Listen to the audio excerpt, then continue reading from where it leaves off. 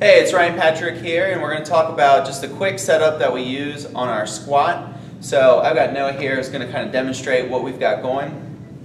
Go ahead. One of the first things we teach people is to set the grip up even. Now, depending on your shoulder mobility, that grip's going to vary pretty greatly.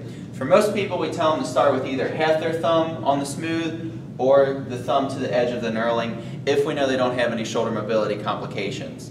The wider you go, the less mobility you actually need, but also kind of compromises how much stiffness we can actually create through the back to allow him to brace and create more stability through the lumbar spine. So once they get in position there, we're going to have Noah pull himself under the bar, making sure he's even. Okay. Now a lot of people initially want to carry the bar a little bit higher on the neck. We don't like that because it's going to cause them to pitch their head forward or support the bar on their vertebrae. So we tell them to get stiff through here and actually dig in and set that bar on their shelf. Depending on how their wrist mobility is, we may have them go with what we call a suicide grip, where that thumb's loose, but I prefer, if they can, to grip the bar here and actually crush it to create tension. Now at this point he's going to do kind of a Macho Man Randy Savage and pull the bar into his body to help tighten up those lats and create some more stiffness through that lumbar area. From here, Noah's just going to do about a 4 or 6 inch squat to get up out of the rack. And then if you can see his walkout here, we teach a 3-step walkout, which is a half step, set one foot, and then set the other.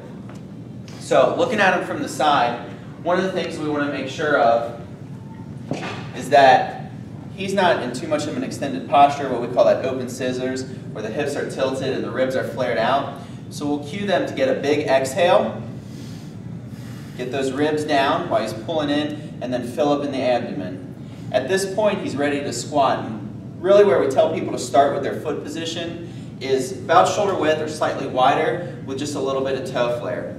From there, depending on how much butt wink they have, how much flexion they can get at their hip without any changes here, we may modify that position.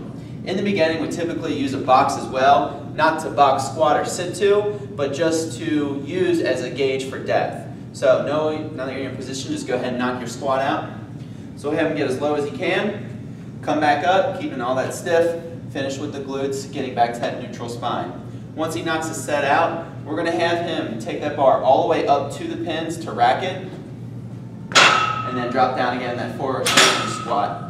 If we see people look to one side and try and rack the bar, what we'll get is one side will go down while the other side helicopters away, leading to some dangerous positions, especially if they miss the rack of the bar. So that's a quick and easy setup. Works pretty well for most people most of the time. But again, there are going to be some deviations from person to person that we have to adjust for. But give it a shot this week.